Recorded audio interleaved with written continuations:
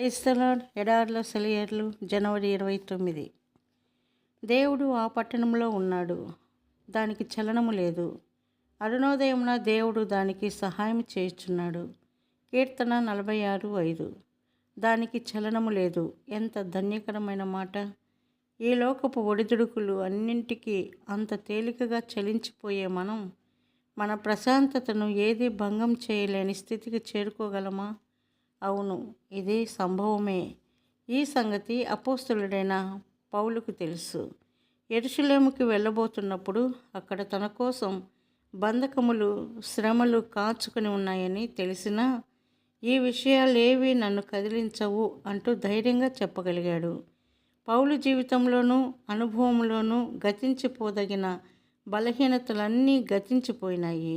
ఇక అతడు జీవితాన్ని కానీ జీవితాశలను కానీ ప్రియంగా ఎంచుకోవడం లేదు. దేవుడు మన జీవితాల్లో చేయదలుచుకున్న దాన్ని చేయనిస్తే మనం కూడా అలాంటి స్థితికి చేరుకోగలం. అప్పుడు చిరాకు పరిచే చిన్న చిన్న అవరోధాలు కానీ, బాధ పెట్టే బరువైన శ్రమలు కానీ మన ఊహకందని ప్రశాంతతకు భంగం కలిగించలేవు.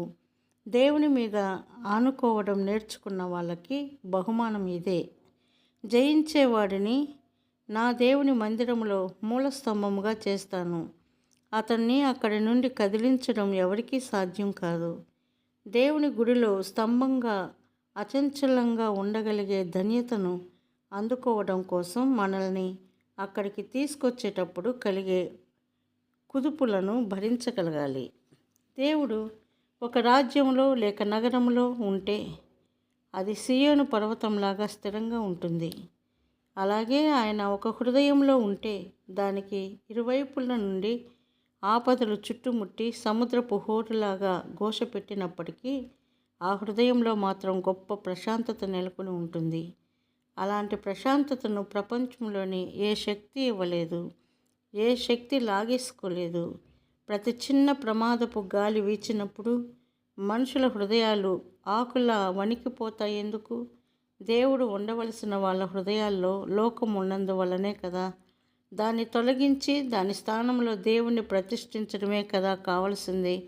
ప్రభువులో విశ్వాసం ఉంచేవాళ్ళు సియోను పర్వతంలాగా కదలక స్థిరులై ఉంటారు. మనల్ని బలపరిచే పాతకాలపు పద్యం ఒకటి ఉంది. నమ్మికతో దేవుణ్ణి ఆశ్రయించే వాళ్ళు సియోను శిఖరంలా నిలబడతారు నిండుగా. అది తొణకదు, బెనకదు, గడగడ వణకదు. ఇనుములా ఉక్కులా నిలిచే ఉంటుంది మొండిగా.